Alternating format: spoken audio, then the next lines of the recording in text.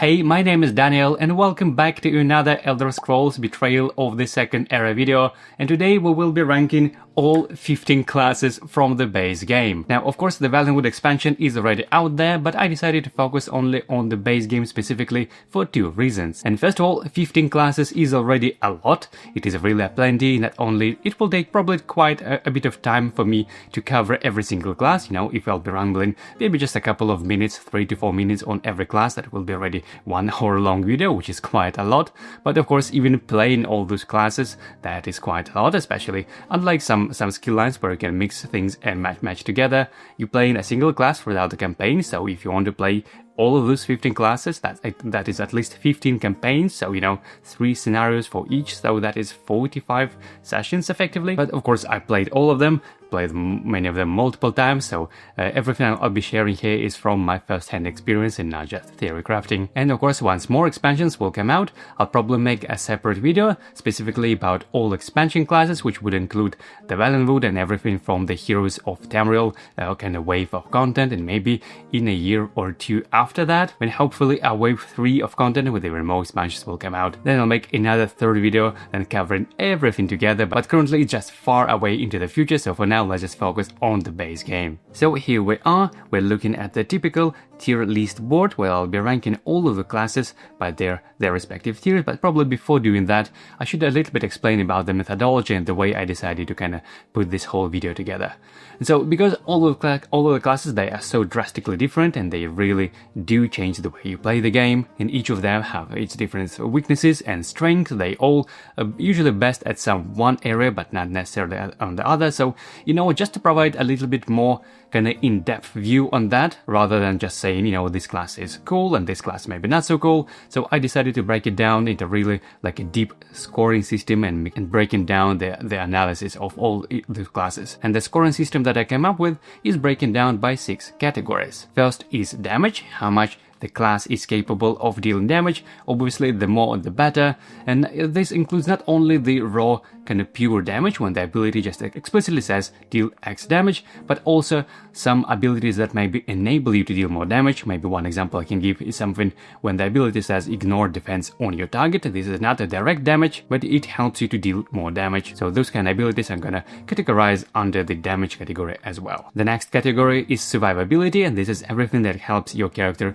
to staying alive, whether it's a damage mitigation or some kind of protection, or maybe healing or status removal, all things of that sort. And obviously the more the better. That is the general theme of over all of those kind of categories. The next category is utility, and this is pretty much everything that maybe not necessarily directly related to combat, even though some abilities are still kind of correlated with that. For example, something like extra town actions or extra overland movement, or maybe things like extra cooldown recovery, even though that particular one, I would say whenever you recover dice from your cooldown track, you can potentially also deal more damage. So some things, like some abilities of that sort, they might fall into multiple categories, but overall I would rank them still under the utility category. The next one is flexibility, and that is how much sort of the class is predetermined kind of by the game design. For example, if certain abilities that require to be in particular battle form, maybe even using particular skill lines in order to upgrade to master. So all of that things like how much can you actually play differently with this class, how far you can push it in different directions with completely different builds and playstyles, can you do that, or whether this class is more like on rails where it's designed to play in a specific way. So that is all the flexibility is all about. The next category comes almost hand in hand with flexibility, even though not necessarily, and that is simplicity, which is basically just another way of saying the other way of complexity. And this is probably will be the only kind of controversial one. I understand why, because the way I created this kind of ranking system based on the score, the higher the values the better, so the more simplistic character is kind of better for this particular our purpose of creating this ranking system. But I completely understand that this is not the case for everyone. Basically, the way I think about it is simplicity as if you just started playing for the first time, can you play this class efficiently and still being able to, winning the game and dealing damage or whatever the class abilities you do? or does this class require a lot of extra rule overhead and maybe pre-planning your build and kind of things of that sort. So if the class is very simple, allowing you to play even very well, even on your very first playthrough, that means the simplicity is pretty high, so I will rank this higher. But that being said, if the characters and certain classes are more complex, I will rank them lower on the simplicity rating, but it doesn't mean it's a bad class by any means, just like pretty much with all other categories in this rating. And the final category is how easy it is to promote your class to a master site, which oftentimes quite a strong effect and has a pretty strong impact on your gameplay, but some classes are definitely more tricky to promote to master than others, so we're gonna take this into account as well. So to rank every class by all of those 6 categories and then create a scoring system and then assign a rank based on that, I created a database in Notion. So as you can see, this is how it looks like.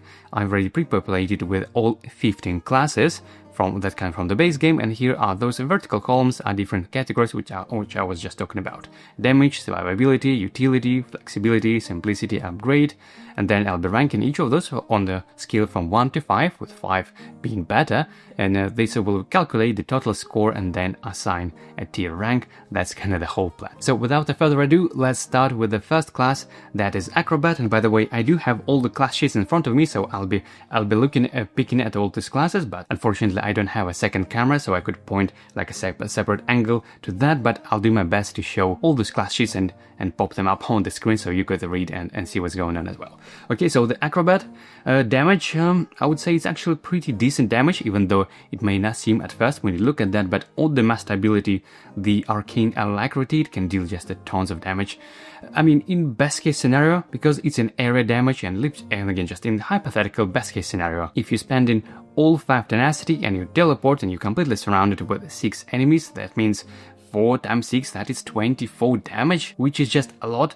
Now, of course, it's not always that, but I would say even on average, if this Arcane Alacrity ability can deal damage, maybe to 2 or 3 enemies, that is still quite decent. Of course, it's not gonna deal that much against like high defensive enemies, like level 20 enemies, but it's still a fantastic way of clearing up some little level 1, level 5 enemies, which actually the majority of them are in delves specifically, so these are really kind of good, big strength of this Acrobat, dealing a bunch of area damage to a smaller level 1 and level 5 enemies. So for the damage category, I would say it's not the best damage dealing class, but it's still pretty decent, so I'm gonna rank this 3 out of 5 like that.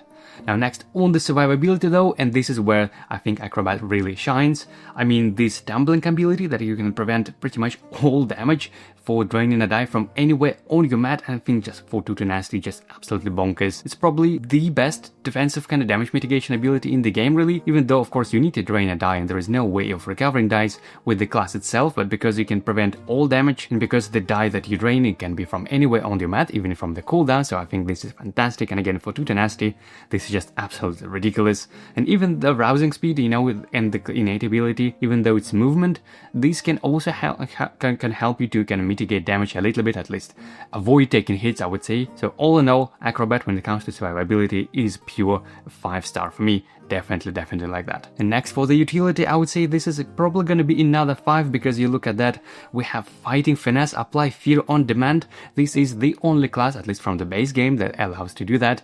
And applying fear, it means you can completely bypassing all the nasty skills like Stalwart or Shatter or Divert or even Elusive. So all of those really nasty enemy skills, just to completely cheesing them off just for 3 tenacity. Yeah, I think this is amazing. And as well as the quick recovery, which you resolve another extra recovery step. Just for 3 tenacity, you can recover potentially up to 6 dice, so that is effectively almost like an extra turn for you effectively, which is very strong. So yeah, I think utility definitely goes to another 5 like that. Now for the flexibility, if you look at all of those class abilities, first of all, they don't require any particular battle form, which is a pretty already good sign of quite a lot of flexibility. And even though abilities like Arcane Alacrity and Fighting Finesse, they do require applying damage or fear only to adjacent enemies, I would say this is still not a problem even as a ranged character. Not only you can play this safely, like even as a spellcaster, but you can even play this as a ranged character with a bow, for example, simply because you have so much movement with this class. So even though you can, you know, move adjacent to the enemy to apply fear, but maybe then use your rousing speed or Arcane Alacrity to kind of teleport and move away from this enemy and then use a ranged attacks. So all in all, I would say you can play Acrobat just in absolutely any way you want, as a melee character, as a tank character, as a ranged character, as a spellcaster, absolutely full freedom in that. So that means the freedom, the flexibility definitely is go 5 to that. Next, for the simplicity though, I would say first of all, this Acrobat class is pretty simple to play, at least in a way that you can safely pick up this even as a very first starting character for your even first very playthrough, and you can still do a bunch of damage and you have a lot of abilities, all of that. But if you want to get really the most out of the Acrobat class, you kind of need to know a little bit more about positioning, how can you prioritize targets with your fighting finesse to apply fear, or when do you want to spend all of this 5 tenacity to deal a big burst of damage with arcane alacrity, and where do you want to move with your rousing speed. So all in all, I would say it's pretty easy to start playing on Acrobat, but there is still quite a big of ceiling if you want to play this like on a really good level. So all in all, I would say simplicity goes on 3 for me, which is somewhere in the middle. And now for the upgrade requirements, finally, it says that in order to upgrade, you need to move 10 different hexes in a single turn, and thankfully to all of those class abilities we have, like rousing speed and the innate ability that after defeating enemy you may move additional hexes. This is really one of the easiest requirements to fulfill. I mean, you can potentially do this even on the very first clash battle, provided you get a little bit of tenacity, or maybe if you're playing in a gadget, you can just completely cheese this as well, again on the very first turn, even on a clash battle. So yeah, when it comes to the ease of upgrading to the master side, this definitely I think is a 5-star for me, which overall brings us together to a score of 26, which brings us to the S tier. So yeah, Acrobat is very strong in all of those categories. So yeah, sorry, this is S tier in all: good damage, good survivability, a lot of utility and flexibility. So yeah, really strong class. Now moving on, next let's talk about Archer. And so when it comes to damage of Archer, I would say it's pretty decent. It's not the best one, but it's very consistent for sure, thanks to the innate ability that at the start of your turn you deal 2 damage, which is pretty good to chip away health, especially of beast enemies, because they typically don't have a lot of defense, or maybe stalwart enemies, or maybe even divert enemies, where you don't want to spend a lot of your skill dice in trying to, chip away this little health. But with the innate ability, it's really easy to do that, and especially on the master side, you can do this on any enemy in sight, which is fantastic. And I would say even for 2 tenacity, lethal arrow is also quite decent. You roll 2 enemy combat dice, and this is true damage. So we're talking about, somewhere with a range from 2, maybe from 0 to 4 true damage, which again, if you do this against an enemy with this, let's say 3 defense, that means this is the equivalent of, rolling like from 3 to 7 damage. So again, for 2 tenacity, this is not too bad. So all in all, I would say 3 is probably would be the fair rating for the Archer's damage. Now, next, survivability, and I would say this is definitely not the strongest part of this class. We do have a little bit of healing with the Hawk Eye, and we can gain a little bit of bonus HP with Hunter's Discipline, and I would say even the general playstyle of being a ranged character can give you just a little bit of extra survivability as well, because you typically want to stay away from enemies, so you're not getting a lot of direct hits, at least from melee enemies. But overall, I would say when it comes to survivability, Archer is a somewhat squishy class, so probably gonna give this 2 for survivability. Now, when it comes to utility, Venom Arrows is kind of provides that. I mean, you roll 3 status dice, and that could be Fear, that could be Maim, that could be Bane, so all the good stuff. But on the other hand, this can totally be stealth, and even if you roll stealth, you still must apply those dice, so this can be a little bit bummer. I'm personally not a huge fan of Venom Arrows. However, Hunter's Discipline, this is I think really handy skill, especially when you deploy somewhat like elusive enemy. I think this is quite a troublesome kind of type of enemies for Archer, especially probably level 20 Harpy is the nastiest of all. Or maybe if you see a Shatter enemy deployed and you don't want to overtax your bow, just being able to replace one enemy for another, I think this is very useful, especially when you're playing in true solo.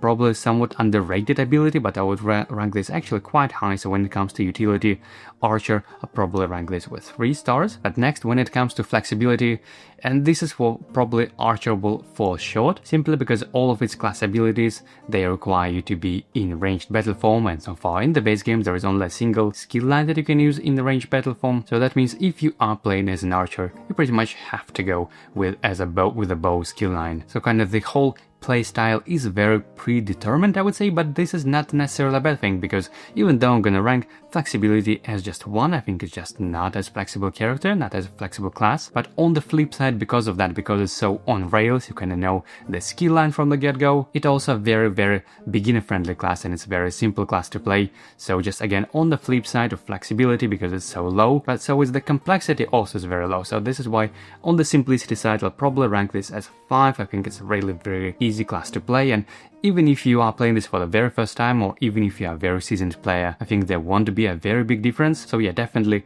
for simplicity, I'm going to rank this with 5 stars. Now, when it comes to upgrade requirements, which says that you need to defeat an enemy that is 6 or more hexes away, I would say generally this is pretty easy. You can do this just by, you know, leveling up your stamina a little bit, because you have your accuracy ability that also allows you to increase your range. But there are also, I believe, at least 3 items that can increase your range, at least 2 bows, maybe 3 bows actually, and probably 1 extra cloth item, I don't remember. But yeah, there are a couple of items that can allow you to increase your range further, so potentially you can promote to the master side even before you upgrade your stamina all the way up to 5. So all in all, it's a very predictable way of upgrading. You don't depend on other external factors like in some other cases with some other classes. So yeah, pretty easy to upgrade. Probably I'm gonna rank this with 4 when it comes to upgrade, which brings the total score of 18, and this will put this class to the B tier. So Archer goes to the B tier. I think it's in the middle. It's not as strong maybe as Acrobat, maybe not as flexible, but because it's so simple and beginner friendly, it's still a very decent choice for all characters and for all fans of this kind of ranged playstyle. Next, let's talk about Bard. So I'm gonna switch it over here. So Bard, when it comes to damage, there isn't much, as you would probably expect. Bard is kind of probably designed to be more like a support character. But that being said, there are a couple of abilities like Stagger and Sway, for example. You can ignore 1 defense on the enemy, or Red Mountain Drinking Song. Again, you deal in 1 for damage. It's not that much, but you know, you kind of chipping away a little bit of health here and there, kind of stacking the deck in your favor when it comes to the outcome of the battle. So all in all, not the most damage dealing class for sure, but there is a little bit here and there. So I'm gonna rank this probably and put this 1 for damage. For survivability though, I would say Bard is pretty decent on that, believe it or not, because of its innate ability that you can reroll enemy dice, or maybe any dice for that matter. Pretty much means you never see this carry number 2 on the enemy combat dice whenever they engage you, because you can always reroll it, and chances are that you roll it twice with the number 2 are very low. So yeah, just that thing alone can already save you with a lot of damage that you would be taking probably otherwise. But besides that, we also have Hero of the Hist Speak, applying daze to up to 2 targetable enemies. This is quite decent actually. And also of course we have healing, and that healing can scale with the number of fatigue you have in your cooldown track. So again, this is a pretty decent survivability tool, not necessarily as a damage mitigation, but you know, even recovering after taking hit, this isn't too bad. So overall, I'll probably put 4 for the survivability of Bard. For the utility though, this is probably one of the best classes in the game. I mean, being able to reroll dice is just absolutely massive. It can save you from kind of when you're trying to make a big burst of damage but you landed on a miss. This can totally save you from that, or whenever you try to put some defense up, for example like heavy armor, maybe acrobatics, it can save you from that as well. And of course we have Battle of Glenomber Moors, which you remove all light fatigue and then you take an extra turn. These are just absolutely massive abilities. Honestly, I think utility for Bard is definitely 5. Now when it comes to flexibility, I would say there is pretty much nothing predetermined when it comes to Bard. We have only a single ability that requires a specific battle form, that is the applying daze to targetable enemies, but you can still use this ability even if you don't have any magic dice. And overall, I would say you can play Bard with just absolutely any playstyle you want. Again, as a ranged character, as a melee character, as a full support, as a healer, as a damage dealer, full flexibility in that sense. So yeah, that is another 5 for sure. Now for the simplicity of the Bard, I would say generally it's a very beginner friendly class. It's a very straightforward class, but there is still a little bit of room between Bard as a first-time player and a very experienced player, especially when you know when to apply this daze to targetable enemies, or maybe when exactly you want to trigger this Battle of Glenomber Moors, because it's only once per battle ability. It's a very impactful ability, but you need to know where to do this, when is the best timing, and whether sometimes it's even worth spending 5 tenacity on that, or maybe rather use it on the Tale of Sirabane, which is, I believe, just actually the best ability of Bard. I mean, for just 2 tenacity, recovering any drain die or any exhausted die, this is just absolutely game changer, honestly. But because it opens up so many decisions, like which exactly exhausted die do you want to recover, or what drain die you want to recover, there is a lot of decision space for the bard. I'll probably rank its simplicity for 4. It's very beginner friendly, but there is still room to grow and kind of know your class a little bit more once you can experience the game a little bit more. Now, and when it comes to upgrade requirements, it says that you need to complete a bard harder side quest, and the way this side quest is designed, that it scales with the number of players. So the smaller your party size is, the easier it is to upgrade the quest and complete the quest to upgrade to master. But all in all, I would say this isn't too bad. It does require a little bit of doing extra things. It's not something you can completely cheese, like for example on the Acrobat class, where you can become a master even on the very first turn on the clash battle. This will likely require you to spend, at least some tenacity to gain this side quest in the first place, and then depending on the party size, you may need to complete some other steps in between. So overall, probably gonna put this with upgrade on the 3, which brings the total score of 22, and that is another S tier class. I think that is well deserved for Bard, and yeah, if you play this, you know it. I mean, that innate ability and the Tale of Bane, recovering, exhausting die and drain die, this is just absolutely massive. One of the strongest classes in the game, really. So next, let's talk about Dragonknight. So when it comes to pure raw damage output of Dragonknight, there actually isn't that much. I mean, we have Dragonknight standard, but it just roll in 2 enemy combat dice. And again, depending on your party size, the effect of this ability may be quite minimal. I mean, obviously we have the innate ability when ignoring defense on your target. This is sort of damage, and this is one of the things that I mentioned. It's not direct damage, but it's something that enables you to deal more damage, so this is quite alright. Now, for the molten weapons though, this is probably the main source of damage actually for Dragonknight. Even though I will say that because I'm ranking this for the base game, and because of the combat skill dice from the base game, they are somewhat limited, there aren't that many synergy with them, so oftentimes you don't even want to level them up very high. I won't rank these molten weapons a lot here, but just going a little bit ahead. But if we look at some of the skill lines and other things from the expansions, then we'll see much more synergy with molten weapons. So probably when I'll be ranking this with all expansions, all of this together, I would probably give Dragonknight 4 or maybe even 5 when it comes to damage. But because again, this is only for the base game, where the combat dice are somewhat limited synergy, I'll probably rank this probably with 3 when it comes to damage or Dragonknight. Now, when it comes to survivability or Dragonknight, this is quite funny, I would say, because you think maybe that Dragonknight, well, it's a knight and it's a warrior class, kind of like heavy, beefy, armory type of character, but there's actually nothing from the toolkit of Dragonknight that helps you to stay alive. I mean, maybe you can argue that Dragon Blood kind of helps you to stay, survive maybe fatigue rounds, maybe in that sense, that is a little bit of survivability. Maybe there is some, I believe, one item that allows you to gain over fatigue for the cost, you can prevent 2 damage for the cost of gaining over fatigue, which normally can be, a little bit of bummer, but because you have remove over fatigue, that is maybe not that bad. But again, we're talking about a single item, so overall, if you look at all those abilities, pretty much nothing can kind of helps you to survive in any sense. So this is probably the most squishy classes out of all, and I would probably even put a 0 here for survivability, but only purely because of the over fatigue or Dragon Blood. Yeah, I think just that single aspect, I'll put a 1 for that. However, of course, next, when it comes to utility, and this is where Dragonknight really shines, with extra party movement, which can be quite a lot actually, especially in delves or certain endgames maybe. And because we have, of course, Cauterize, that we can recover up to 2 drain dice. I mean, this is just absolutely huge, honestly, and not many classes have access to those kind of tools, even though Bard has, which we just talk about in a moment. But yeah, Dragonknight with Cauterize and of course Dragon Blood that affects all adventurers, that can remove over fatigue from the cooldown track. This is just absolutely massive. Probably one of the most impactful kind of group party size, ability, utility. So yeah, when it comes to utility of Dragonknight, this is definitely 5. Now, when it comes to flexibility, there is actually nothing from the class abilities that would require you to be in any battle form or any skill line, maybe apart from Dragonknight standard. But other than that, I would say you can play Dragonknight safely in pretty much in any playstyle you want. You can be like a purely support character, you can be a brawler, you can be a tank character, ranged, even a spellcaster, even though like this particular may be a little bit weird. So overall, when it comes to flexibility of Dragonknight, I'll probably put a 4 here like that. Now, when it comes to simplicity of Dragonknight, I would probably rank this similar to Bot. I would say it's a very beginner-friendly class overall, but there is still a ceiling, like when you know the class a little bit better, when you know some other synergies better, specifically with over fatigue or maybe with combat dice, because even in the base game you still can do a crazy burst of damage with molten weapons. But again, this requires just a little bit more knowing the possible synergies with other weapons and other things. So it's very easy to start playing in Dragonknight, but there is still a little bit of ceiling, like where you can grow as a player with this class. So probably for simplicity, I'll again put this similar to Bard with 4.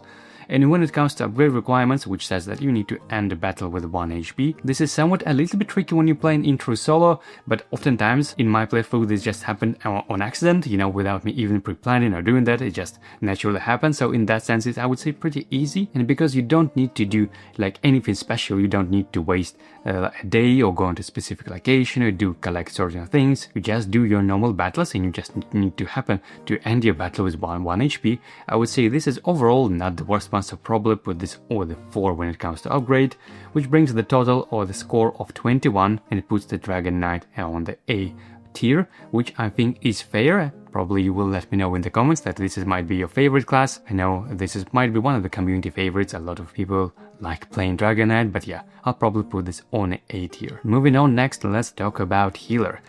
So as you would probably expect, Healer is not the most damage dealing class, even though of course we can potentially deal quite a big burst of damage with Snake Blood, but it requires such a big setup where ideally you would need to have, you know, all your health trained. So that would be, if you're playing with a character that has 5 starting health, that would be 11 health. And if you're missing most of them, which means if you're just on the last health chip and you can potentially heal yourself all the way up to full health, means you can deal 10 damage with Snake Blood. But I would say this is a quite rare case, and again, it requires a very, very specific setup. So on average with Snake Blood, I would rather expect something like 3 damage, maybe 4 damage on average, which is not a lot, and there is nothing else that can deal damage. So yeah, when it comes to pure raw power of Healer, I'm gonna put 1 just like that, which hopefully is fair. Now when it comes to survivability though, as you can expect, Healer can definitely take some hits and then recover back. There is nothing that actually can prevent taking hits or like damage mitigation of any sort, but naturally with all this healing built in, we can recover that pretty quickly. We can even full the full HP for discarding just 1 item, which is a good synergy again potentially with Snake Blood. And of course we can gain some bonus HP, and we can even recover from defeated, you know, from the brink. I think that's a very unique ability. So all in all, when it comes to survivability of Healer, I can't quite rank this as 5 because you still can't prevent damage in a way, for example, like Acrobat can. So this is probably would be 4 for me. When it comes to utility though, this is where I rank it quite high. Mostly because of this rational ability where you can spend any amount of additional tenacity to remove over fatigue. I think it's pretty similar to Dragonknight, where this thing alone opens up a lot of possibility in different synergies with items, where normally you would need to gain some over fatigue for, you know, to gain some stronger effects, but maybe on some other classes it would be a little bit more kind of hesitant. You're doing that, you're kind of thinking, do I want to gain over fatigue or not? But with those kind of abilities like on Dragonknight or here on Healer, you can just totally eat over fatigue on breakfast and don't care too much about it. I mean, you can just remove it so easily. You don't need to spend your items, you don't need to discard an item in order to remove this over fatigue from your cooldown track to activate Province effect, you know, when you're playing on expert difficulty. And you probably don't even need to go to the tavern, to the inn to remove all of that. You can just safely do this in battle. So all in all, when it comes to this utility of Healer, this is definitely 5 for me. Now when it comes to flexibility of Healer, I would say it is somewhat limited, mainly because of your upgrade requirements, which says that you need to train and trigger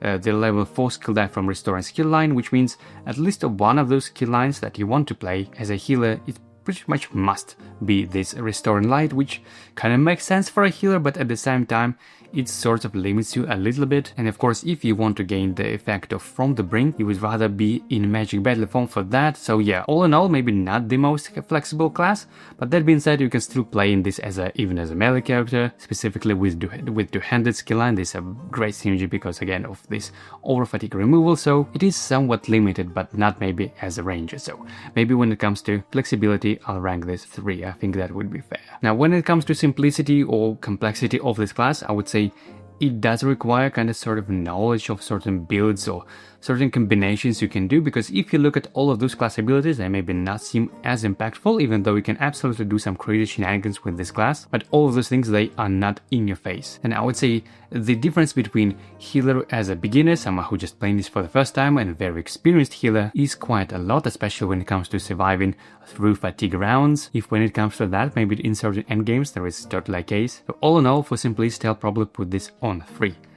And now when it comes to upgrade, which says that in order to upgrade you need to trigger Master Ritualist, which is a level 4 skill die from Restore and skill line, and this can be a quite tricky one. Now obviously you can spend just 4 experience in order to train level 4, so this can be quite early, but generally speaking, especially if you're playing in true solo, you would rather want to spend your first hard-earned experience on leveling up some damage dealing dice or some stats. So for me, whenever I play true solo, I sometimes don't promote to master side, even sometimes up until session 2, which is quite late in the campaign. And again, sometimes you don't even want to spend that much experience on Restore and Light, or maybe you don't want to progress it all the way to level 4, so that is a little bit of bummer sometimes, again depending on the build and playstyle you're going for. So overall I would probably put the upgrade as a 2, because it's just not as easy to fulfill sometimes. So which brings overall to a score of 18 and the B tier. This is not a bad class by any means, but it does require just a little bit of setup and knowing and kinda maybe pre-planning a little bit. And next, let's talk about Knight. So for the Knight, for the damage, we have Honor Duel, but deals 3 damage. And we have, of course, Oathbreak Charge, which deals 10 damage, which you might think is just a lot, maybe the best damage dealing class, but I would say it's somewhat limited. Not only it costs 5 tenacity, but it's also only adjacent, only non-quest, and also you need to discard either 2 legendaries or 1 active side quest. So, all in all, even though this class can definitely capable of doing some burst damage, I would definitely still wouldn't rank this higher than, for example, like Archer or Acrobat. So probably for damage, I'll put this 3 as well. It's somewhere in the middle, because all of these abilities, they are somewhat situational. Now, when it comes to survivability of Knight, I think this is somewhat misleading as well, similar to Dragonknight, which again, you would expect a Knight be like an armored warrior, that very tanky character, but actually not really, that's not really the case. As a Knight, you have ability to heal a little bit, and you do have ability to remove a status from a cooldown track for just 1 tenacity. I think this is very good actually, and it has definitely saved me quite a lot when you gain a fear status die accidentally, or you want to have this nasty Bane taking damage from somewhere very far right of your cooldown track, and you can just remove this safely for 1 tenacity. This is somewhat decent.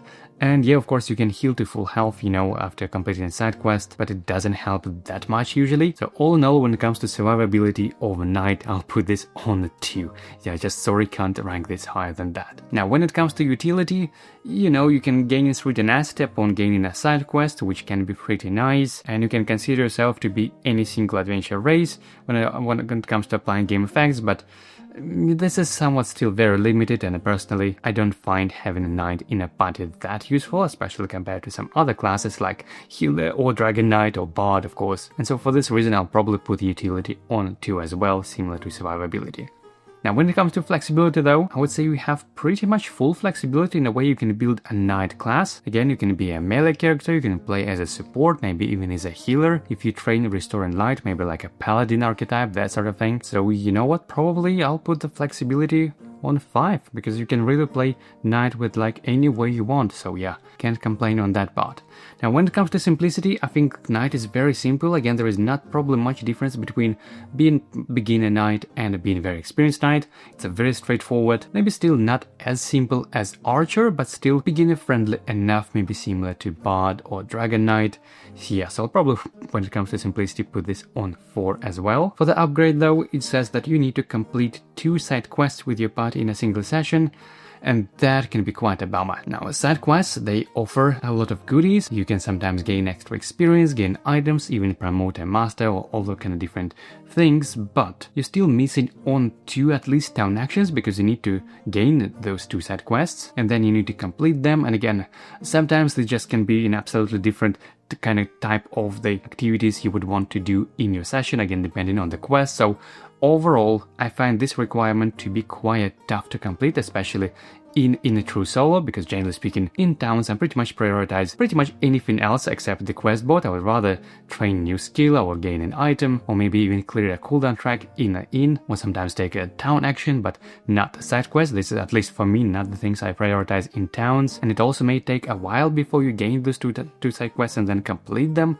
So yeah, overall, probably for upgrade, I'll put this 2. It's not the worst one, but it definitely requires a little bit of extra things. It's not something you can do normally within a battle. It's again requires a lot of extra movements and kind of walking around and exploring the map that you probably wouldn't do otherwise. So yeah, this brings the total score of 18, similar to Healer or Archer, which brings it to the B tier. I think it's somewhere in the middle. It's probably fair for this class, at least in my opinion. Next, let's talk about Necromancer, and I can imagine there's going to be some controversy there.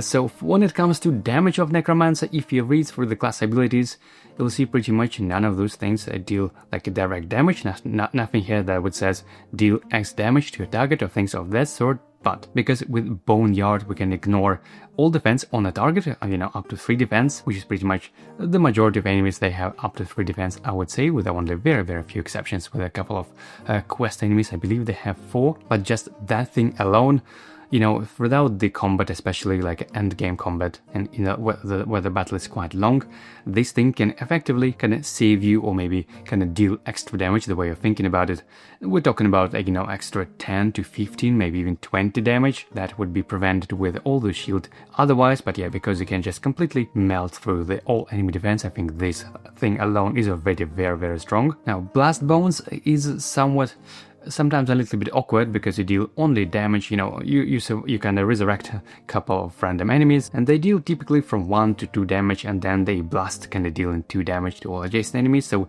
in that sense, it's somewhat similar to the Acrobat's Arcane Alacrity, dealing a little bit of area damage, which is pretty nice against low level enemies, but that's not gonna help much against high defensive enemies. But if you combine that with Boneyard and Blast Bones, and we have Spiritual Guardian, and that companion can be pretty much anyone, whatever you resurrect. It could be somewhere like Crocodile with 4 enemy combat dice. It could be Wisp Mother with 3 combat dice. It could be an aggressive enemy that can reroll all the misses. So yeah, the damage from this Spiritual Guardian can be just absolutely huge. And if you combine this all together with the Boneyard and Blast Bones and Spiritual Guardian, I would say Necromancer is one of the most damage dealing classes in the game. As I said, this probably will be quite controversial, because not everyone, especially if you're playing Necromancer for the first time, you might be thinking that this is a lot of damage. And even if you've seen my class guide videos, you've probably seen how with some other classes I've pretty much completed this kind of demo clash encounter on just round 2, but for the Necromancer it took just a little bit of extra time. But I would say don't judge by that, because yes, there is some ramp up in damage, because you need to stack your kind of necrosis stack before you can ignore all the defense. So the damage is somewhat slow, maybe compared to some other classes, especially we'll see here later in the video, but the overall damage potential that this class can deal in a single round is just absolutely bonkers. This is definitely 5. So yeah. Now, when it comes to survivability, I think it's pretty funny, because again, if you look at the class abilities, nothing that says that you can prevent damage or even healing, even though we have bone armor, which is, by the way, absolutely amazing, because you can beef up your character essentially, just adding extra health more and more. You can potentially do this even every round, even though usually you would rather prefer to do this on your companion, not on your character, but we're gonna talk about this in a moment. But yeah, I would say even bone armor alone is already a very good way of damage mitigation, because that is extra health. But probably most importantly, because you have your Spiritual Guardian, which most likely will be tanking for you and absorbing all the damage, the whole kind of playstyle can already save you from a lot of damage. So even though nothing here that says prevent damage or ignore the damage or things of that sort, overall Necromancer quite tanky class, and I would probably give this 4 when it comes to survivability, which again, totally understand this might be a little bit controversial. Now, when it comes to utility, and this is probably where the Necromancer falls flat, I mean, none of those abilities can provide pretty much anything except damage or healing. So yeah, this is why we have such a big 5 on damage and big 4 on survivability. But when it comes to utility, this is pretty much nothing that would give you any kind of useful utilities. Maybe with the only exception of bone armor, been somewhat good because you can use this on party members, so this is quite good when you have a Necromancer in party, but other than that, probably can't give utility more than one.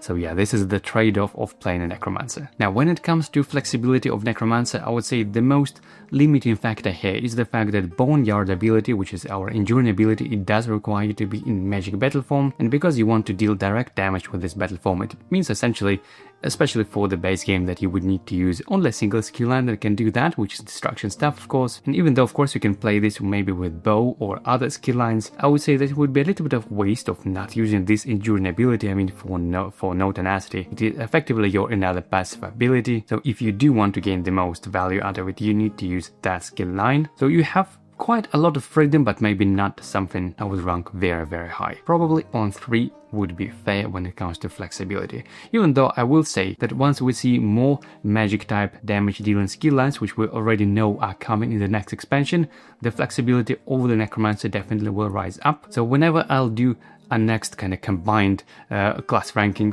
with all the expansions together, I will probably change the flexibility of Necromancer to 4 or potentially even all the way up to 5. But again, because I'm doing this only for the base game, this would probably be 3 for now. Now, when it comes to simplicity, I would say this is definitely not the easiest class, because you need to juggle a lot all of your health stack, in your necrosis stack, your health chips, which is sort of a special mini game that you're kind of focused on that, because on the one hand you want to stack them as much as you can in order to ignore defense with the Boneyard, but at the same time you do want to spend them occasionally with blast bones and bony armor, so there is always a little bit of trade-off on decision making, whether you want to pile up your necrosis stack or do you want to spend them, which I find quite nice, but it does require kind of a little bit of extra juggling, and maybe sometimes you want to prioritize whether you want to use your bone armor on your own character adventure, or do you want to use this for your spiritual guardian.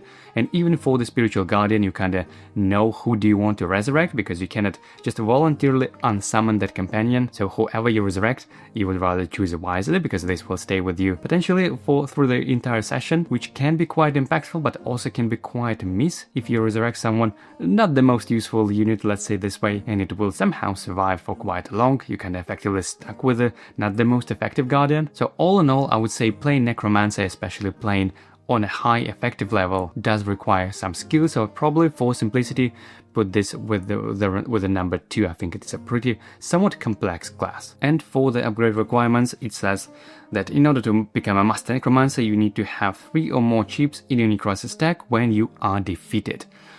Yeah, now this can be quite brutal if you're playing in True Soul. That means effectively you need to skip reward. Basically you need to fail an encounter, which means you would miss out potentially on 2 or even more experience that you would normally gain otherwise. Yeah, I mean, this can be quite a bummer. It's obviously not a big problem if you're playing with multiple adventurers, but it certainly is quite challenging and sort of tricky to pull off when you're playing in True Soul. So for that reason, I'll probably put the upgrade with 2, which again brings this together with a score of 17, and that overall with the C tier of this class, which is actually quite funny because Necromancer is one of my favorite personal classes. I think it is so much fun playing Necromancer, but again, because I'm trying to make this tier list as fair and as objective as possible, and based on the complexity, based on the pretty tricky upgrade requirements, and based on pretty low utility that this class brings to the table, I think C rank would be quite fair for it, even though, as I said, personally, it is one of my personal favorites. Now, moving on next, let's talk about Nightblade, and this is gonna be another quite tricky one, I guess. Now, when it comes to damage of Nightblade, there is pretty much nothing that can deal direct damage, except with a single ability Strife, which, 1 true damage to up to 2 enemies is somewhat okay, but, maybe it's similar to Bard, or even slightly below that. So yeah, I cannot give Nightblade more than 1 when it comes to pure raw damage. But when it comes to survivability, of course, this is probably where the class shines, because being not only so often in stealth, but even the stealth itself for this class is just on absolute next level, thanks to this consuming darkness abilities that says while you have a stealth status die in your cooldown track, enemies cannot target you, so you're basically completely immune to damage. At least when it comes to when enemies engage in you, you still of course can take damage for something like a Siphon with abilities that don't require any target, but yeah, you're pretty much completely safe and immune to enemy engages, which yeah, is pretty much as high when it comes to survivability as you can probably get. So yeah, 5 survivability, 100%. Now when it comes to utility, there are quite a lot of good similar things for Nightblade as well. You can apply Daze, you can apply Fear, all those things are very useful. I rank them quite high in the overall kind of my utility system, if you will. And of course you can even slightly help your party members when they would be dealt damage. You can remove stealth to prevent that damage, so this can quite help as well. So for all in all, I would probably put utility with 4 for Nightblade. I think it's deserved. This toolkit is really solid. Now, when it comes to flexibility, I would say the main limiting factor for Nightblade is the stealth mechanic itself, because if you do want to play as this kind of stealthy character, it sort of dictates a certain playstyle. At least if you want to get the most value out of it, you probably would want to prioritize things like insta-defeat effects, because they're not considered dealing damage and therefore you're not losing stealth after that. And also, even in order to gain stealth in the first place, if, for example, for Shadowy Disguise, you need to drain an available Magicka type dice, so again, you need to have this Magicka type dice in the first place. So all in all, I think Nightblade is not the most flexible classes out of all, definitely not as Acrobat or Bard or others that I would rank high, so probably I'll put this with 3 like that. That is probably fair. Now, when it comes to simplicity though, this is definitely one of the most complex classes in my opinion, at least in order to play it well. Because if you play this with a Nightblade somewhere, like, you know, you're grabbing this for the first time, it's hard to see how this class can deal pretty much anything. I mean, yes, you are in stealth, but so what? So in order to gain a lot of value out of this stealth and kind of knowing what you can actually do and pull off some crazy shenanigans with this, it does require a little bit of build pre-planning. It requires knowing certain mechanics, which I would say not quite beginner friendly. So I'd probably even say avoid picking up this class as a very first class for a playthrough. But that being said, this kind of complexity is something that I personally enjoy quite a lot. But yeah, all in all, definitely one of the most complex classes. I'll probably put 1 when it comes to its simplicity. And for the upgrade, it says you need to defeat a level 10 to 20 enemy or a quest unit while have a status die in your cooldown track. I mean, this is obviously doable, but it does require quite a lot of setup. And obviously, if you're playing in true solo first, you need to have at least 10 EP, which means 10 experience, in order to even encounter a level 10 or 20 enemy, which again could be somewhere towards maybe the end of session 1. So again, not something you can fulfill on day 2 or day 3 probably. And even that, you need to have a stealth status die in your cooldown track, so there is some setup required for that. Not the most easiest, not the most challenging, but probably somewhere in the middle when it comes to upgrade. So I'll probably put this with the number 3, which brings the total of 17 next to Necromancer on the C tier. So I'm gonna put this somewhat like that, even though, as I said, there is some absolutely crazy shenanigans you can pull off with this class, but because of its low damage, at least direct damage output, and because of its high complexity, I think it has to be on this C tier, at least in my opinion. Of course, you'll probably think differently, and you will let me know in the comments, I'm pretty sure about that. Next, let's talk about Pilgrim, and I think this is another class that is somewhat misunderstood a little bit maybe, because I think it's maybe not sometimes obvious what this class can do, but when it comes to raw damage output, I would say this is probably one of the most damage dealing classes in the game.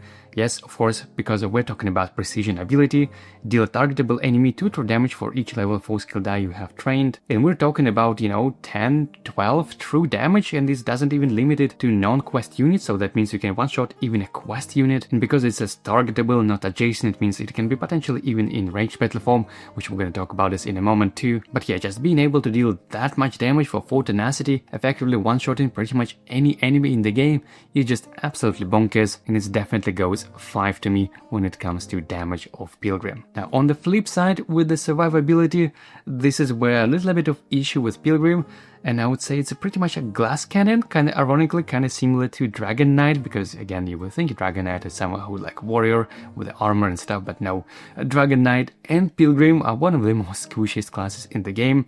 I mean, we have just a little bit of healing, and I quite like this ability exploiter that you can drain available skill die and then heal yourself for equal to the HP equal to dice level +1. It means you can potentially heal yourself up to 5 health, which is quite decent for 1 tenacity, but there is just absolutely nothing that would help you to prevent some damage or avoid getting hit or kind of survive in other ways. So yeah, when it comes to survivability, cannot rank this higher than 1. This is definitely a glass cannon class. When it comes to utility though, this I think another area where this class shines, because yeah, With the Wayfarer, you can trigger pretty much any ability. Of course, it is random, you never know, but the possibilities are pretty much endless at what you can do with this class. And of course, you gain some extra tenacity whenever you train a non-combat skill die, you gain extra items, you have extra town actions, and not only you, this applies to party members as well, because this has one adventure may take an additional available town action for free, which, believe it or not, sometimes can be quite a deal breaker, especially in certain provinces like Cyrodiil, where the number of town actions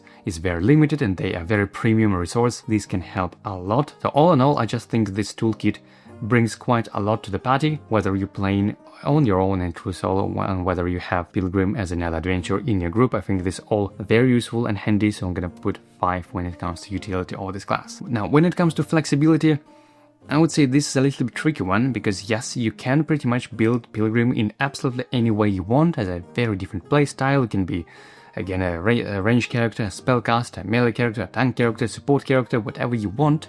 But because effectively you do want to prioritize level 4 skill dice specifically in order to gain the most value out of your precision ability, and that sort of limits a little bit the way you build your character, or at least it does require a little bit of sacrifices in certain builds and kind of build options. So while I think the flexibility of this class is great, but it's still somewhat capped by this level 4 skill dice you would definitely want to use for precision, because if you don't do that, if you just train maybe 1 or 2 skill dice of level 4, then your damage definitely won't be as with a number 5 like we have here. So yeah, there's a little bit of trade-off in that sense, so probably for this reason I'll put when it comes to flexibility with a number 4. And also for the same reason, probably I'm gonna rank simplicity kind of in reverse to that. I would say it's quite tricky class to build, and it sort of requires you to kind of knowing your build, knowing the way you want to advance your character specifically in order to gain the most value again out of your precision, because sometimes certain skill lines they can make clash, so you want to definitely see a picture, kind of knowing the way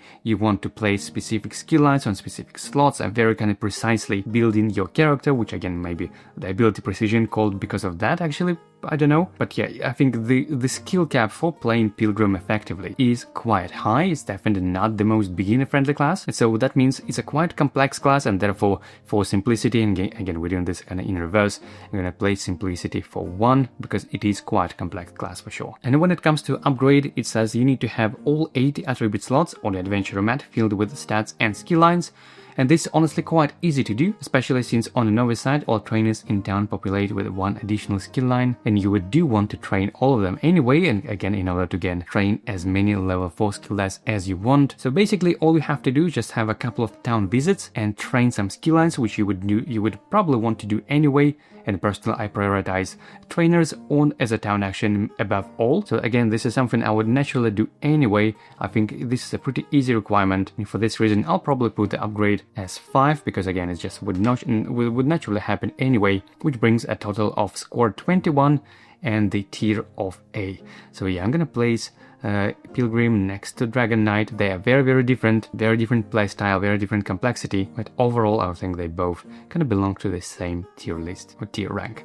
Okay, moving on next, let's talk about Rogue. So when it comes to the damage of Rogue, I would say it's quite almost similar to Pilgrim, in a way that the Shadow Strike ability specifically works that you can deal damage equal to fatigue in your cooldown track. So we're talking potentially about 13 damage, provided that your entire cooldown track is filled with fatigue. But the best thing is that you can, remember, you can gain any amount of fatigue on demand effectively whenever you take an extra engage. So if you want to, you can, scale this damage to the specific number you want, and then if this ability defeats an enemy, you can even remove fatigue, which again, the fatigue can include both fatigue, life fatigue, and over fatigue. So this is just an absolutely amazing tool. And we have count drops, that each non-quest enemy adjacent to your role engage against itself, ignoring skills. This is probably not the most damage dealing thing. This might be works best when you do this against beast enemies, because they tend to have a lot of combat but not much defense.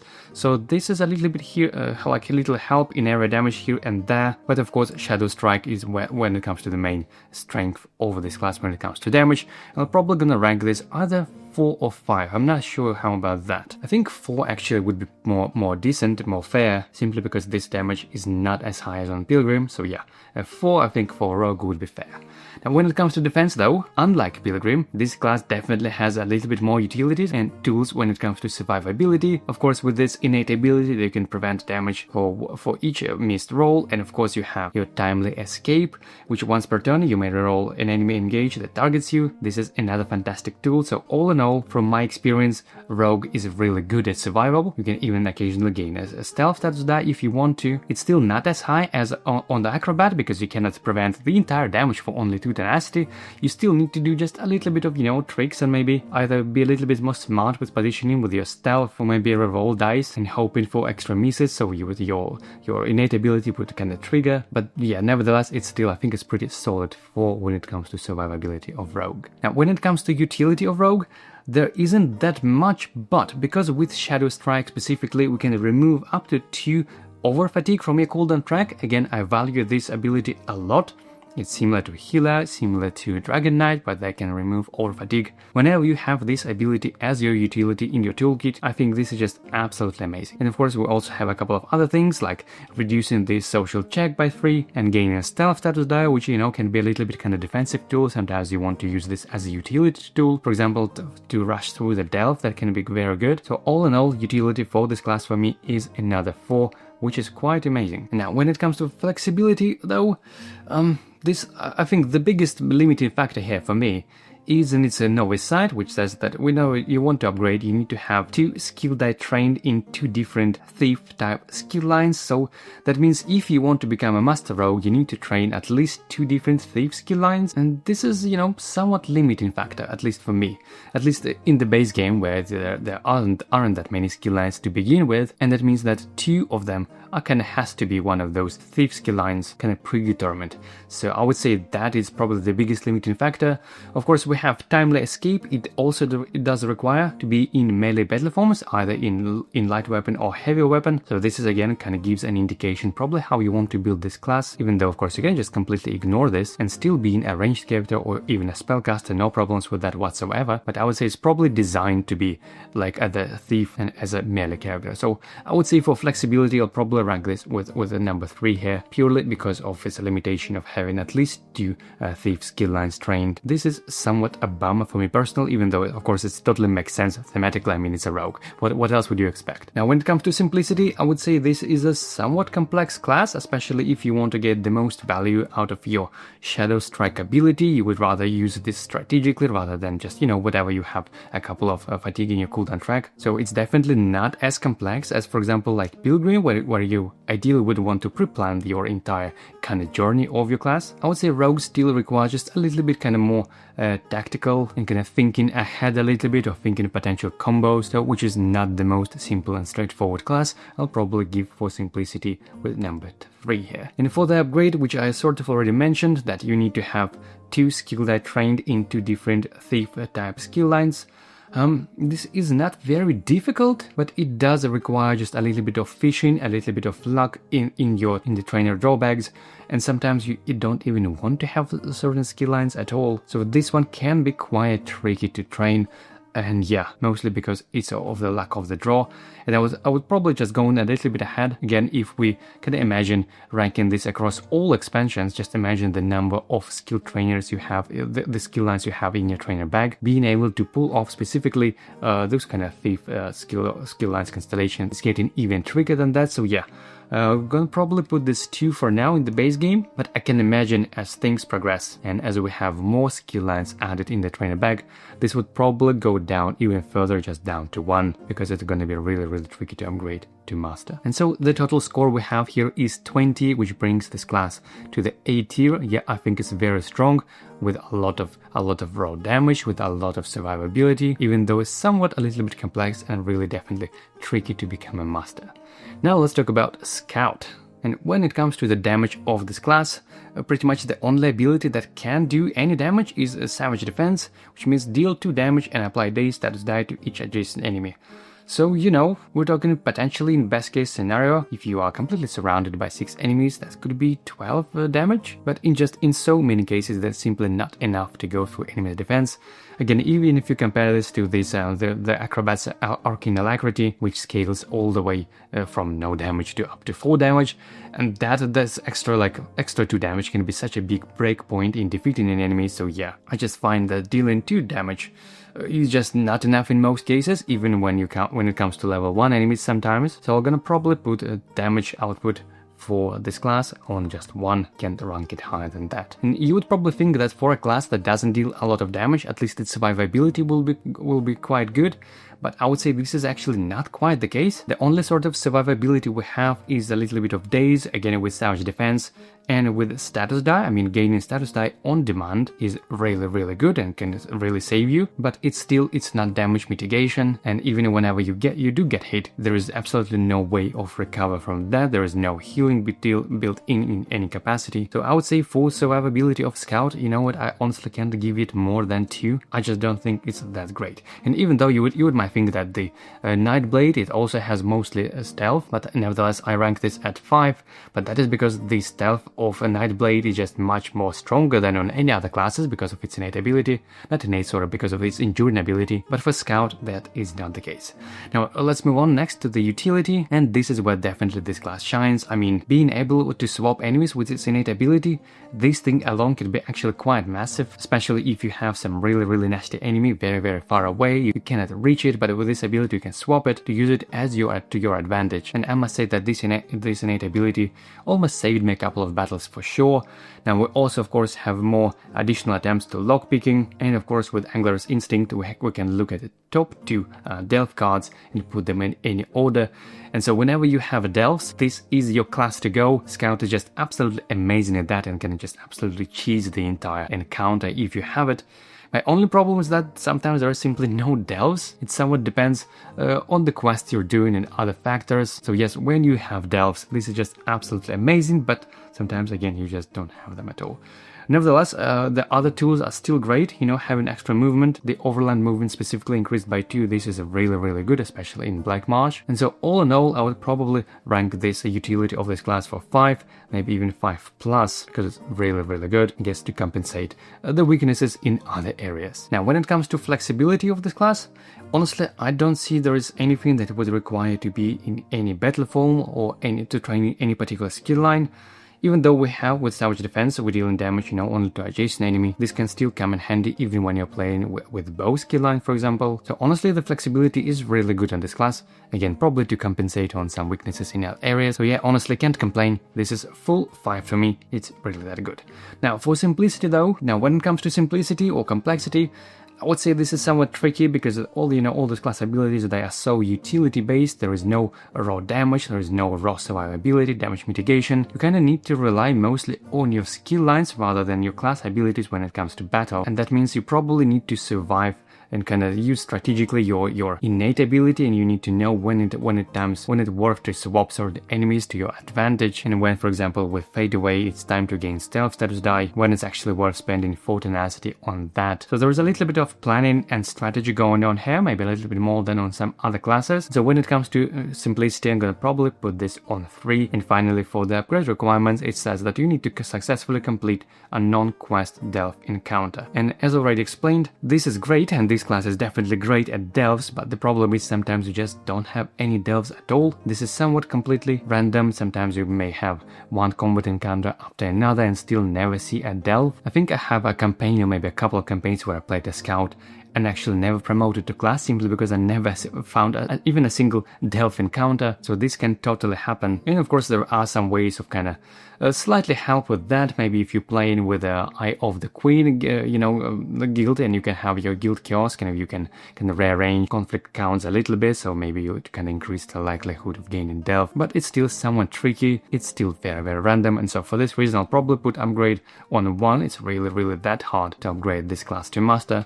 So this brings us to the total of 17 points, which brings us to class to the C tier next to Necromancer and Nightblade. even though, as already explained, this is not the indication of usefulness or other things of this class. For example, the Necromancer is one of the most stronger when it comes to damage output, but pretty much no utility. A Scout is the other way around, it doesn't deal pretty much no damage whatsoever, but it's very useful with the utilities. But yeah, they both ended up here, and I think this is fair.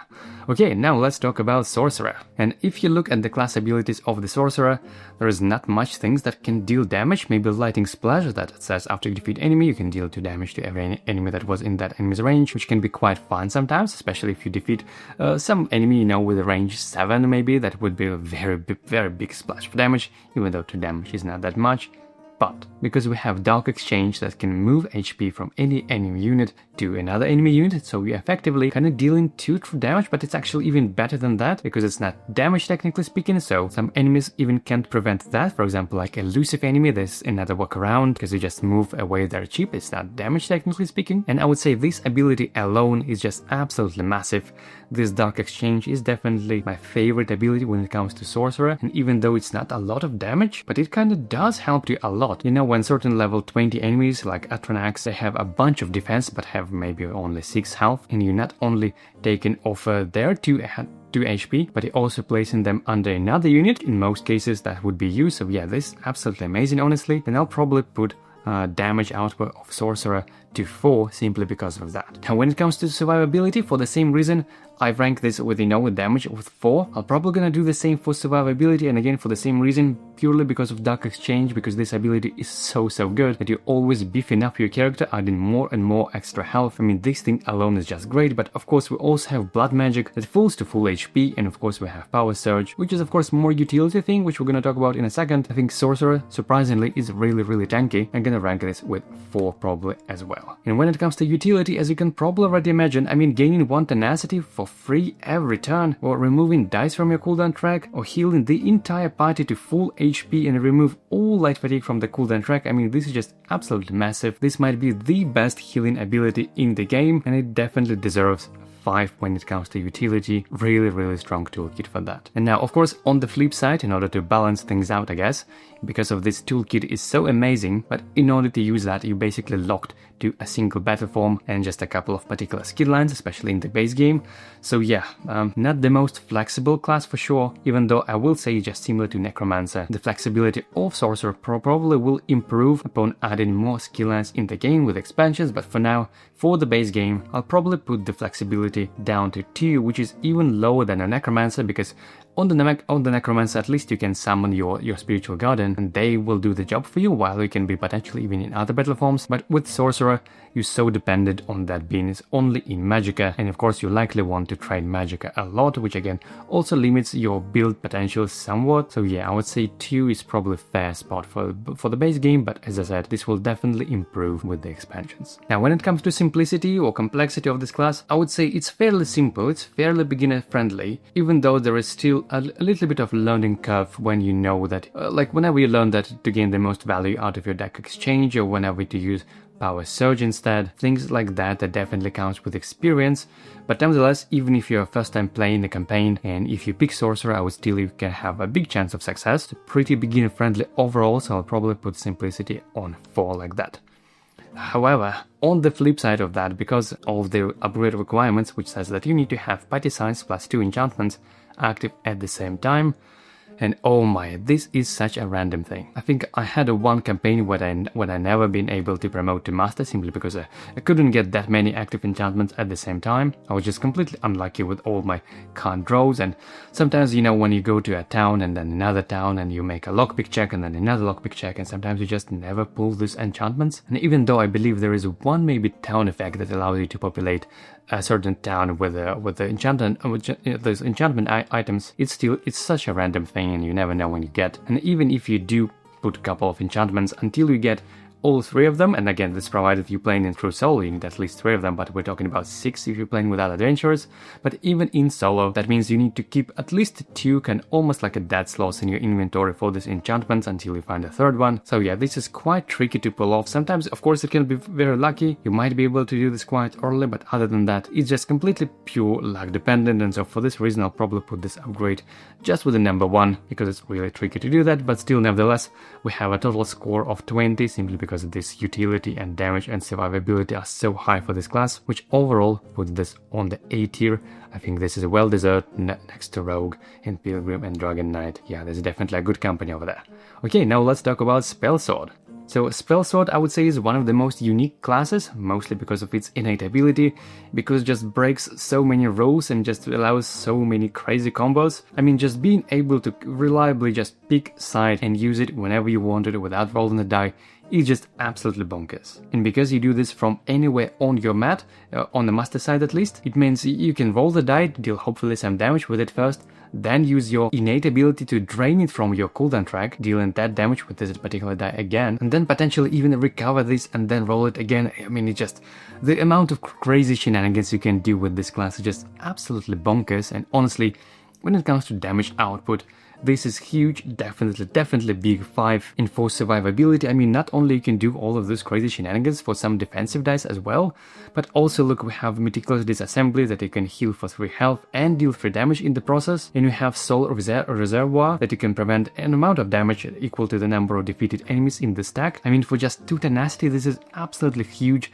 It's sort of similar to Acrobat, I mean, similar effect and for similar cost, even though we know that to gain that much value you first need to defeat a couple of enemies, but again, with the damage that Spellsword can capable of doing, it's not a problem. You usually definitely can defeat a couple of enemies in a single turn, but we also even have Riven Blows where you can deal some true damage and then heal for that 2 health. So yeah, this is just absolutely ridiculous. This is another 5 when it comes to survivability. And when it comes to utility, you probably guessed already, Refresh Any Adventurer's Race ability is absolutely huge. I mean, even though it's just a single utility out of all of this massive toolkit, because it's still so impactful, I would still add this another 5 for utility, and look at that.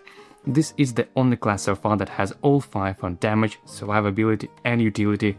Absolutely crazy. But almost to the flip side of that, as you can probably already imagine, the flexibility of Spellsword is somewhat limited, not too much, but still there are some limiting factors. The fact, for example, that in order to become a master, and you definitely want to become a master Spellsword as quick as you can, you need to have a total of 8 skill dice trained across the combat skill line and any magic type skill lines, and generally speaking, you don't want to have a lot of combat skill dice, especially in the base game. So that means you would need to train a lot of magic skill dice, which again, brings somewhat a limitation on the way you want to advance your character, even though of course, being a spell and a sword, it's in the class name, it makes sense to train both warrior and magic skill lines, but that being said, it is just somewhat a limitation, so probably gonna put 4 when it comes to flexibility of this class. Maybe even 3 would be fair, but I'm not so sure about that. It's either 3 or 4 for sure. And when it comes to simplicity, oh my, and I must say that Spellsword is probably the most complex character when it comes to juggling all of those abilities that you're training and recovering and all of that in different battle forms. This class does require you to know in certain mechanics and their combinations, and even within a single engage, the order of you want to do, whether you want to engage with maybe one skill line, with a warrior skill line, maybe you want to engage then with magic type skill line, but then you want to make sure that the last thing you engaged is kind of the same battle form that you want to use for your ability. This way you're not going to gain any extra life fatigue for switching battle forms. So yeah, there is a lot of planning going on, a lot of decision, a lot of juggling with your tenacity, with draining die and then recovering your die, because if you're not careful, if you use your ability, your innate ability specifically too recklessly, you can just end up with no dice at all, because they would all be end up drained. So yeah, this is definitely the most crunchy class, I would say, out of all, and I will probably for that put simplicity on 1, which means it's the most complex class of all. And when it comes to its upgrade side, which I already mentioned, that you need to have a total of 8 skill dice trained across combat and any magic skill lines, this isn't that bad, but it obviously does require to have a little bit of experience invested in that first, so it's not something you can train, it's not something you can promote to master on day 2 or 3. You do need a fair bit of experience in order to do that, but that being said, at least you're not on the mercy of the drawbacks or something like that. It's completely within your control on gaining experience and training those skill lines and skill dice specifically. So yeah, it's not that bad. I'll probably put upgrade on 3 when it comes to that, which brings the total of 23 score and the S tier. Yeah, I think this class definitely deserves this. I mean, the amount of crazy shenanigans you can do just absolutely ridiculous with that. It's a very fun class to play, but it does require a lot of thinking, I would say. Alright, 2 more to go, and we have Templar. And well, the damage of Templar is probably not what you would expect from a sort of, tanky character. At least the way I kind of initially thought about Templar.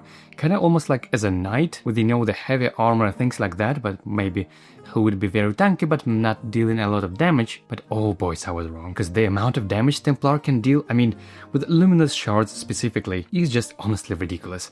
And even though just rolling 4 enemy combat dice may seem not as much, but because it's the area, it's so massive, it's limited of course up to your magicka, so you can, if you want to, you can just train a lot of magicka and deal a bunch of big bursts of damage, even though I would say on average probably just even 3 magicka would be enough to cover the entire clash. And yeah, just rolling even 4 enemy combat dice, that we're talking about the damage range from 0 all the way up to 8, so with 4 being kind of statistically average, but that is already a lot, and especially it deals 2 extra damage to all Daedra enemies, and spoiler alert, we're probably gonna see even more Daedra enemies added in the expansion. So yeah, I mean, this ability alone would probably be enough for me to rank this when it comes to damage to 5, but there is more to that, because we also have Solar Flare, which scales, so it deals damage based on the bonus HP you have, and sometimes you can stack up all the way up to 10 even more bonus HP, even though it's not something easy, but it's still very doable. And when you do that, when you do have a bunch of extra bonus HP, this Solar Flare becomes just a huge single target nuke. So that means the Templar have both very strong single target damage as well as area damage, which is just ridiculously strong. Honestly, I would say the damage output is definitely on par with Spellsword, or even maybe Pilgrim, or even higher than that. It's just ridiculous. It's just honestly one of the most strongest damage dealing classes in the game, which is probably not something you would expect from Templar, at least that was the case for me. Now when it comes to survivability, unlike Dragonknight and Knight, which are both turns out quite squishy actually, for Templar it's not the case. This class is very tanky, and it allows to sustain health just a lot. I mean, the innate ability is quite alright, healing for 1 health if you start in defense. Though honestly, I don't use this very often, because in order to start your turn in defense, you would need to end your turn in defense, but I just rarely do that. But we have Restoring Spirit, which says that after you deal damage to an adjacent enemy, you can heal a party member inside for the HP equal to the amount of damage dealt. So if you deal, let's say, 10 damage, you can heal for 10 health, which is just absolutely insane. But of course you can also remove all status dice from any one cooldown track or gain bonus HP, so yeah, survivability of Templar is definitely another 5 for me for sure. Now when it comes to utility, there are a couple of good things as well, all things that I already mentioned, that Restoring Spirit can not only heal yourself but also another party member inside, which is amazing, and also remove status dice from any one cooldown track, which again can be quite helpful. But other than that, there is nothing too crazy, which is, you know, maybe somewhere in the middle. I'm gonna put the utility with 3, I think is fair. Now when it comes to flexibility of Templar, I would say it's somewhat similar to Spellsword, because you do want to have a little bit of magicka, probably alongside some other dice, even though of course if you want to, you can just completely go on full on all the magic dice, maybe even train Restoring Spirit if you want to go like a, you know, pure paladin archetype. But yeah,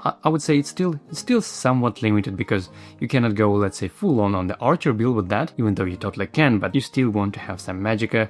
So yeah, all in all, you would rather be dealing damage to adjacent enemies in order to trigger your Restoring Spirit ability to be able to heal, and also you definitely want to have at least maybe 3 magic is like a sweet spot in order to gain the most value out of Luminous Shards. So yeah, flexibility is probably 4. Not the best one, but probably above average nevertheless. Now when it comes to simplicity of Templar, I would say this class is quite beginner friendly overall. You cannot go wrong with it pretty much. But if you want to gain the most value, if you want to deal the most damage, it does require a little bit of build pre-planning, maybe to go for a certain specific skill dice, namely Windwalker or maybe Juggernaut. I think they work absolutely amazing with Templar, and maybe you want to prioritize certain items and certain effects that gives you more bonus HP, so your Solar Flag could deal more single target damage. So all in all, I think Templar is quite beginner friendly, but the ceiling is still pretty high if you want to get the most value out of all of its abilities, and so probably gonna rank its simplicity and complexity somewhere in the middle on 3. I think that is fair. And when it comes to its upgrade requirements, it says that you need to deal at least 4 damage and heal for at least HP on the same turn across any number of units. And I would say this ability does require a little bit of setup, because in order to heal for at least 4 HP, you need to have at least 4 HP missing. So for example, if you're starting with a race that has a 5 health as a starting stat, that means you would need to be on the last half chip before you will be able to use this ability. So it is, you know, required as a little bit of risk or a little bit of playing, but other than that, it is pretty simple, thankfully to our Restoring Spirit ability that we can heal for the same amount of damage dealt. So overall, I would say it's a really easy requirement. It is something you can do potentially, you know, in a couple of early battles and become a Master Templar even on day 3 or 4. It's really not that hard. So that's probably gonna bring me to this number 4 to the upgrade, which brings the total of 24 score and another S tier. Yeah, this is a fantastic class. So strong both when it comes to defense and offense, and sometimes can be just even a little bit ridiculous, to be honest. And last but certainly not least, we have Warden. So let's see how it's stacked up.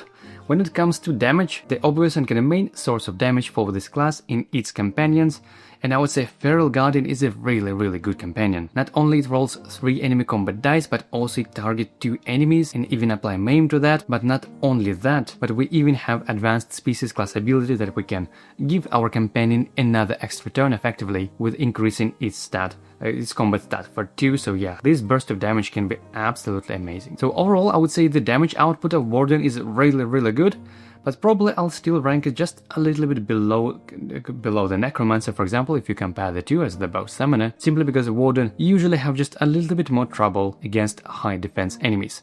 If, for example, for the Necromancer you have Boneyard ability that you can just completely cut through all the defense, with the Warden there is no ability that would allow you to do anything like that, so you just relying on pure bestial power, or just rolling a bunch of enemy combat dice and hoping that they will kind of go through the enemy defense, which sometimes works but sometimes doesn't. And so for this reason, even though it's a pretty close to Necromancer when it comes to playstyle as the kind of both summoners, I would still probably give this a 4 when it comes to its damage rather than 5, even though, as I said, they are pretty close. For the survivability though, again, if we compare this to Necromancer, I would probably rank this even higher than Necromancer. Firstly, because of the general kind of summoner playstyle, it's a very safe playstyle, because usually all of your companions, they are taking damage, they're absorbing damage while you're standing behind, or collecting caches, or doing whatnot. But also, because with our ability, we have Bond with Nature that we can heal on demand. It is something that the Necromancer is sort of lacking, even though we have kind of similar-ish effect, but it's still a little bit different. And we have even a little bit of kind of backup option. Whenever our companion is defeated, heal yourself for 3 HP and gain 1 tenacity. It's not that much, and I would usually prefer not to use this ability at all and keeping my companions alive. But when that happens, if that happens, you still have a little bit of backup option. You gain a little bit of tenacity, maybe to resummon them or do something useful otherwise. So yeah, again, even though those abilities, if you look at them, there is nothing that would say to prevent damage or things of that sort. Again, from my experience from playing Warden in multiple campaigns, I find this class very good at survivability, and I add this another 5 when it comes to that. Now, when it comes to utility, again, it's somewhat similar to Necromancer. There is not much this class can offer. We obviously have just a little bit of heal, which is, we can heal party members inside, which is amazing, but that's pretty much it. I mean, maybe you can treat this Savage Beast ability as a sort of utility, because you can, take an immediate turn for an adjacent non-quest beast enemy as if it's kind of companion controlled by you. So could this be as a utility? Honestly, not sure. It's a little bit of here and there, but I honestly been using this ability so rarely, so I personally just not find it so useful. But yeah, I would say overall the utility for Warden is somewhat lacking. Maybe I'm gonna rank this on 2, which is just a little bit above the Necromancer because of this party member healing inside. I think this is somewhat useful, but still maybe below average, so below 3. Now, when it comes to flexibility of Warden, I would actually rank this quite higher compared to Necromancer, mostly because we only need to be in magic battle form to summon our companions, but we don't need to stay in that battle form outside of that. Even our Living Vines ability, that our Enduring ability, doesn't require magic battle form, which means you can build your Warden potentially, as a bow user, as a ranged character, or even as a melee character. Again, you have a lot of flexibility in that sense, even though of course you do still need to have some magicka, and you would still likely do want to have a particular skill line, and of course I'm talking about Data Examining, which of course is the same case for the Necromancer. But yeah, other than that, it's still pretty decent. I think flexibility 4 is the place for Warden. And when it comes to simplicity, honestly, I don't think there is anything complex in this class that much. Again, if we compare this to the Necromancer, because they are both kind of summoning classes, you don't need to juggle your Necrosis stacks, there is nothing in that sense, and you don't need to be smart with reviving your Spiritual Guardian, because you have there's the same bear, same Feral Guardian, just basically trying to keep it alive with Bond with Nature and Living Vines, and hopefully sometimes give an extra turn with advanced species. There is not much pre-planning or extra thinking or anything crunchy going on there. It's a very straightforward class, and I would probably put this on 4,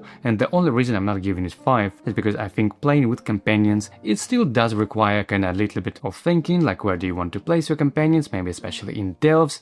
Having a lot of companions in delves in particular can be a little bit challenging, but still, overall, it's still somewhat manageable. And for the upgrade, it says defeat a level 10-20 enemy or quest unit with either of your companions, either Diving Cliff Racer or Feral Guardian. And this is not too bad.